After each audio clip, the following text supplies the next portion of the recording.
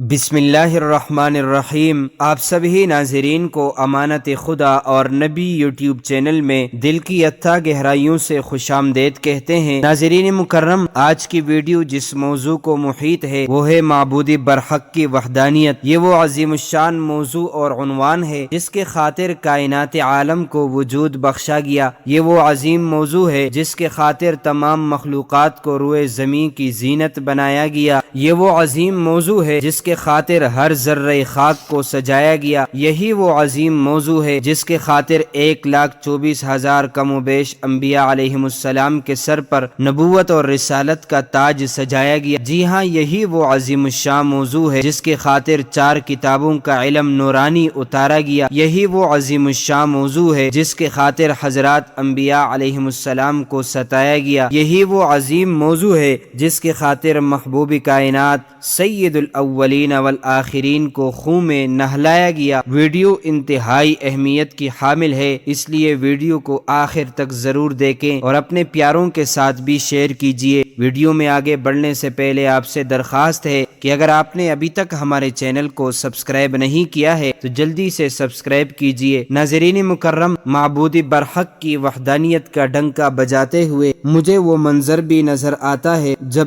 امام الانبیاء صلی اللہ علیہ وسلم کوہ صفا کی چوٹی پر جلوہ افروز ہو کر اپنی ذات کے متعلق سوال کرتے ہیں، حل وجدتمونی صادقا او کاذبا، تو اہل مکہ یک زباں ہو کر جواب دیتے ہیں، جربناک مرارا ما رأینا فیک الا صدقا۔ پورا مکہ آپ کی صفات حسنات کی تعریف کرتا نظر آتا ہے، لیکن جب میرے آقا صلی اللہ علیہ وسلم قولوا لا الہ الا اللہ تفلحون کی صدائے حق بلند کر کے ایک معبود برحق کی وحدانیت کا اعلان کرتے ہیں تو پھر آپ کی ذات عالی پر پتھروں اور گالیوں کی بوچھاڑ ہو جاتی ہے اور وہ ذات عالی خون میں نہلا دی جاتی ہے، جس کے بارے میں کہنے والے نے خوب کہا ہے، کتاب فطرت کے سر ورق پہ جو نام احمد رقم نہ ہوتا، یہ نقش ہستی ابھر نہ سکتا، وجود لوح و قلم نہ ہوتا، تیرے غلاموں میں بھی نمایاں جو تیرا عکس کرم نہ ہوتا، تو بارگاہ ازل سے ان کا خطاب خیر الامم نہ ہوتا۔ ناظرین مکرم، اس معبود برحق کی وحدانیت کا اعلان ہستی کائنات کا بنیادی عنصر نظر آتا ہے۔ حضرت آدم علیہ السلام سے لے کر سید الاولین والآخرین حضرت محمد مصطفیٰ صلی اللہ علیہ وسلم کی ذات عالی تک کلمے کا پہلا جز لا الہ الا اللہ ہی نظر آتا ہے۔ ہر نبی اور رسول کی دعوت حق کا محور و مدار اسی معبود برحق کی وحدانیت نظر آتی ہے۔ حضرت نوح علیہ السلام اپنی قوم کو مخاطب کرتے ہوئے اس معبود برحق کی وحدانیت کی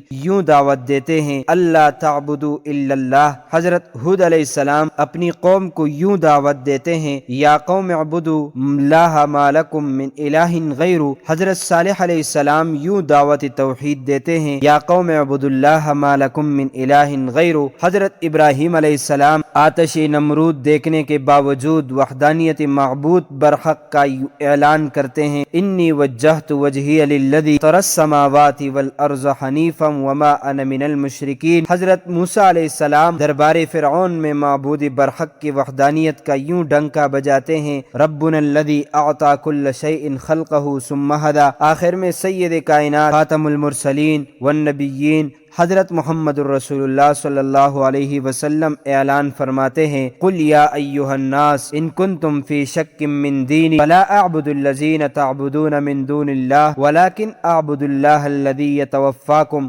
وامرت ان اکون من المؤمنین۔ تمام انبیاء کی نبوت اور رسالت انسانیت کو یہ سبق دیتی ہے کہ اگر انسانیت کو کوئی مقام ملتا ہے معبود برحق کی وحدانیت کے ایمان و اقرار سے ملتا ہے۔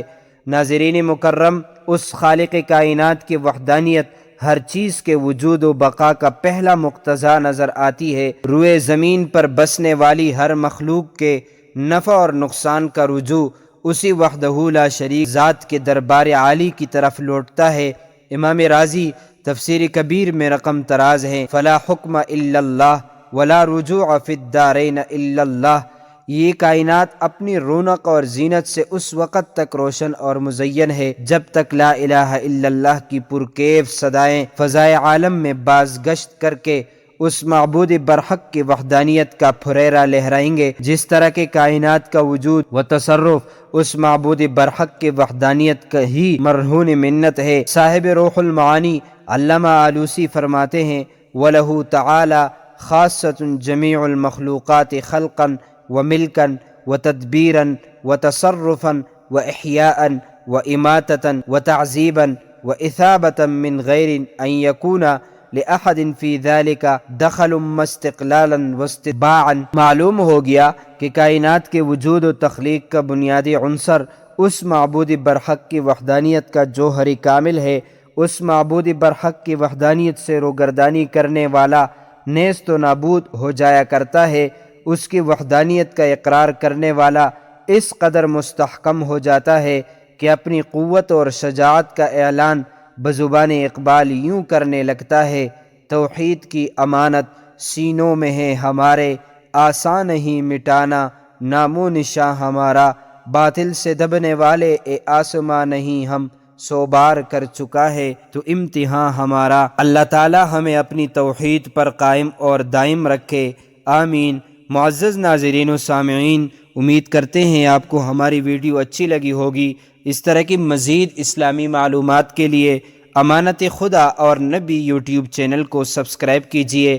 اگر زندگی کے لمحات مزید باقی رہے تو آپ کے لیے ایک اور بہترین ویڈیو بطور تحفہ اللہ تعالیٰ کی رضا کی خاطر پیش کروں گا۔ تب تک کے لیے مجھے دیجیے اجازت۔ اللہ تعالیٰ تمہارا حامی اور ناصر ہو۔